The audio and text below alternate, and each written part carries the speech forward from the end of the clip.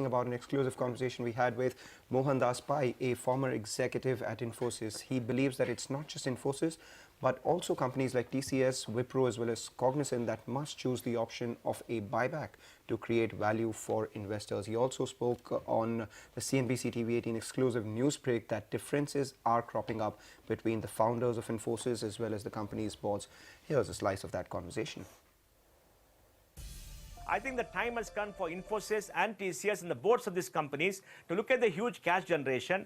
The dividend policy is pretty good, 40-50% of profits, but the balance 40-50% is not required. They have a cash short, buy it back, and make sure you have a proper capital allocation every year for the next 5 years to make sure EPS goes up in double digits and investors are happy. In the case of Infosys, from April 2011 till today, the market value has not gone up much. For 5 years, the market value has not gone up at all. So the board should be held accountable for not creating enough shareholder value or giving good returns to shareholders for the last 5 years. So to that extent, I'm very happy that the founders of the company, who are major shareholders holding 12 to 13%, has sent a letter to the board asking for better governance practices. I think shareholders have to put pressure on the boards to act as fiduciary agents. The boards are not owners of companies. They're fiduciary agents. They must make sure shareholders get good returns, not sit on cash and not just not take any decisions. So I think the time is very right.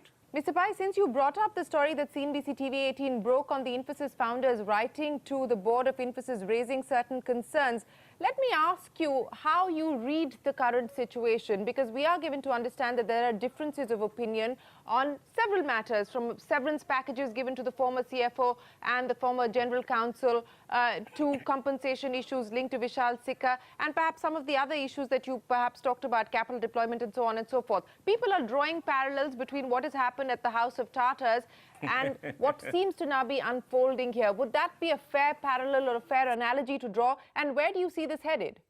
Well, I think the Tata said that the values of the Tata house is not being followed by management.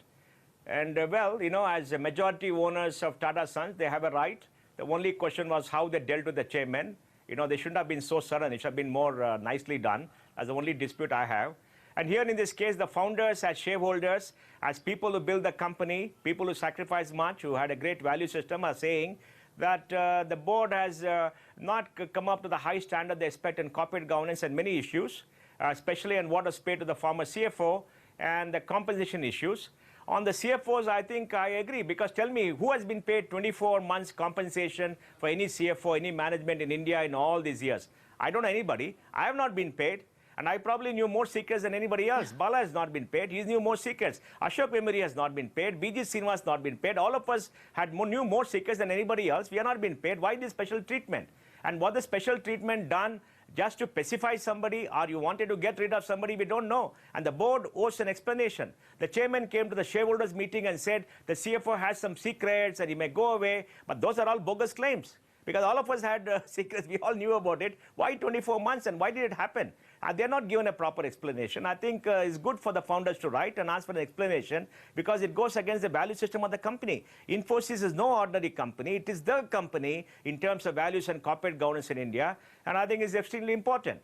The next point is about the CEO. The CEO's compensation should be tied to performance. It should be tied to the commitment of 20 billion and 30%. But it and has it should be tied to the shareholder value creation. Shareholders have not benefited in the last 5 years.